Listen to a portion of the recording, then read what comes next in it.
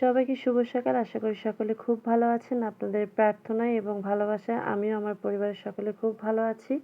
তো আমি আমার হাতে হয়তো এই রং, তুলি, ডাইস দেখে আপনারা অনেকেই অবাক হবেন। কারণ আমি সাধারণত এই ধরনের ব্লগগুলি করে থাকি না বা ভিডিওগুলি আপলোড করি না। তো আজকে ১ম আমি এই ভিডিওগুলি আপলোড করলাম। যেহেতু আমি একটি কাজ শুরু করেছি। অনেকেই জানেন, আবার অনেকেই জানে না। তো যেহেতু আমি নওগাঁ কুজাইলে থাকি, তো আমি চিন্তা করলাম আমার চারপাশে যেহেতু প্রচুর আ আমার প্রতিবেশীরা রয়েছে যাদের সাথে আমি Facebook, Messenger, WhatsApp এ আমি অ্যাড রয়েছি। তো তাদের জন্য আমি এই ভিডিওটি করলাম। তো অনেকেই জানেন না যে আমরা বাসাতে নকশি কাঁথায় ছাপ দিয়ে থাকি। যে অনেকেই আছেন যারা আম কাঁথাতে সেলাই করতে খুবই ভালোবাসে। তো অনেকেই আছি আমরা যারা কিন্তু সুন্দর করে ছবি আঁকতে পারি না। বিভিন্ন রকমের ফুল, বিভিন্ন ধরনের ছবিগুলি নকশি কাঁথায় যে ধরনের কাজগুলি দরকার হয় আমরা কিন্তু এগুলি পারি না।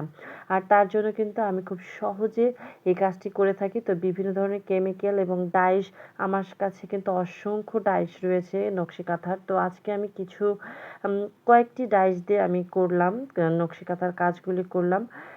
একটি নকশি কাঁথা যদি আমরা সুন্দরভাবে এইভাবে ডাইস দিয়ে ছাপ দিয়ে থাকি এবং তারপরে হচ্ছে আমরা সুই সুতা দিয়ে কাজ করে থাকি, তখন কিন্তু সেই কাঁথার মূল্যটা অনেক বেশি হয়ে থাকে, যেটা বর্তমান যুগে খুবই প্রচলিত রয়েছে। আর আমাদের গ্রাম অঞ্চলে কিন্তু মা বোনেরা শীতকালে বা সামনে বর্ষা আসছে, এই সময় কিন্তু নকশি কাঁথাগুলি ঘরে বসে সেলাই করে। কারণ ওই সময় কিন্তু বাইরের কাজটা একদমই কম থাকে।